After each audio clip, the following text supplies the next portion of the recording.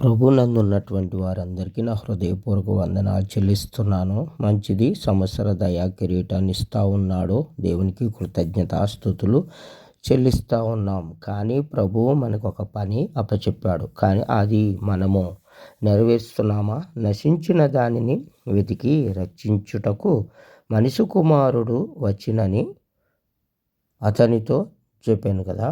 అవును, మనిషి కుమారుడు నశించిన దాన్ని వెతికి రక్షించడానికి వచ్చాడు. అలాగే మనల్ని కూడా ఈ లోకంలో తన సేవకులుగాను,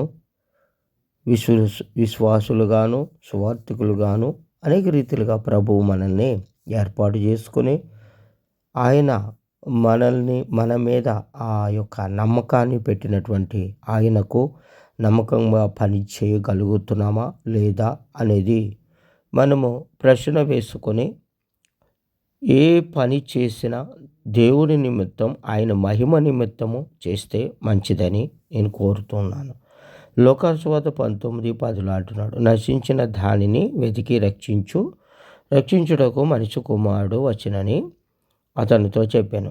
అలాగే యోహాను సువార్త 10:13 జీతగాడు జీతగాడే గనుక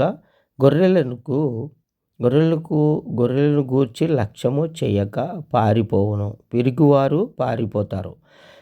జీతగాడే జీతం తీసుకుంటాడు. డబ్బాశ, నేత్రాశ, చెవుటంబం, బిల్డింగుల మీద బిల్డింగులు, చర్చిల మీద చర్చలు కట్టడము, మోసపరిచేటువంటి ఆత్మ పట్టి, వెలుగుదూత ఆత్మలు పట్టి మేము అది చేస్తున్నాం ఇది చేస్తున్నాం అని చెప్పి ఆత్మల రక్షణ మానేసి క్రైస్తవులు సంఘాల్లో ఉన్నటువంటి వాడిని చర్చిలు పెట్టి ఎల్ఈడీల్లో చూపిస్తూ ప్రజలను మోసం చేసేవారు అనేక మంది అయిపోయారు. వెలుగుదూతలు ఎక్కువైపోయి, వెలుగుదూత యాసాలు ఎక్కువైపోయి ప్రతి ఒక్కరిలో కూడా డ్యాన్సులు, డ్రామాలు అనేకమని చేస్తున్నారు. క్రైస్తవులు దీనిని బట్టి ఈ యొక్క ఆత్మను కూడా రక్షించలేరు.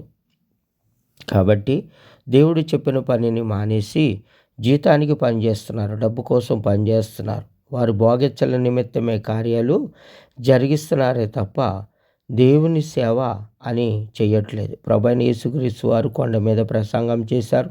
ఎండకి ఎండి భయంకరమైనటువంటి స్థితిలో ఉపవాసాలుండి ప్రార్థన చేశారు, సాతాను శోధనతో, కష్టాలతో. కానీ మీరు కొద్ది శ్రమ వచ్చినా, బాధ వచ్చినా ప్రభుని విడిచి లోకంలో ఉన్నటువంటి లోకాశలకు లోబడిపోతూ, మోసపోతూ అనేకమైన కార్యాలు జరిగిస్తూ ఉన్నారు. యాకోబు రాసిన పత్రిక 1:21-22 అందుచేత సమస్త కల్మషమును విర్రవీగుచున్న దుష్టత్వమును మాని లోపల నాటబడి మీ ఆత్మలను రక్షించుటకు శక్తిగల వాక్యమును సాత్వికముతో అంగీకరించుడి. 22 మీరు వినువారు మాత్రమయ్యుండి మిమ్మును మీరు మోసపరుచుకొనకుండా వాక్య ప్రకారము ప్రవర్తించువారునై ఉండుడి. దేవునికి మహిమ కలుగునుగాక. మరి ఈ రీతిగా మీరు వినువారు మాత్రమే ఉండకుండా అనేక మంది బోధించి అనేక మందిని దేవుని వైపు తిప్పడానికి ప్రయత్నం చేయండి. నిజానులను రక్షించుటకు నీవు బయలుదేరుచున్నావు. నీవు నియమించిన అభిషక్తుని రక్షించుటకు బయలుదేరుచున్నావు. దుష్టుల కుటుంబములో ప్రధానుడొకడున్నాడు వచ్చున్నాడు. వారి తలను మెడను ఖండించి వారిని నిర్మూలము చేయటానికి వస్తున్నావు.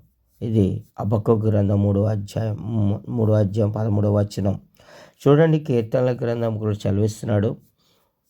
కీర్తనలు 70 అధ్యాయము 5 నేను శ్రమల పాలై దీనుడనైతిని, దేవా నన్ను రక్షించుటకు త్వరపడి రమ్ము, నాకు సహాయము నీవే, రక్షణ కర్తవు నీవే.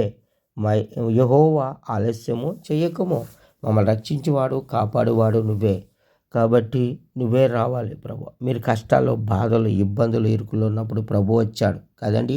ప్రభు వచ్చినాడు, ప్రభు కార్యములు జరిగించాడు. ఇంకా ఎలాంటి సంగతులు మీకు తెలియపరచడానికి అనేకలు ఉన్నాయి. కాబట్టి ప్రతి ఒక్కరము కూడా ప్రభునందు భయభక్తులు కలిగి ఆయన యొక్క కార్యములు నెరవేర్చువారుగా ఉండి ఈ లోక భోగేచ్ఛలు మాని ఇదిగో త్వరగా రాబోతున్నాడు ఆయన. ఇదిగో అనేకమైన అక్కడక్కడ భూకంపాలు, వడగండ్లు, అగ్ని వడగండ్లు, అనేకమైన సూచక్రియలు జరుగుతూ ఉన్నాయి ఆయన రాకడకు. కాబట్టి ఏ సమయమందు ఎక్కడ జరుగుతుందో తెలియదు గనక మీరు జాగ్రత్తగా ఉండి మెలకువ కలిగి ఉంటే దేవుని యొక్క మహిమను మీరు చూడగలుగుతారని దేవునికి ఈ మాటలు దీవింపబడును గాక. ఆమేన్.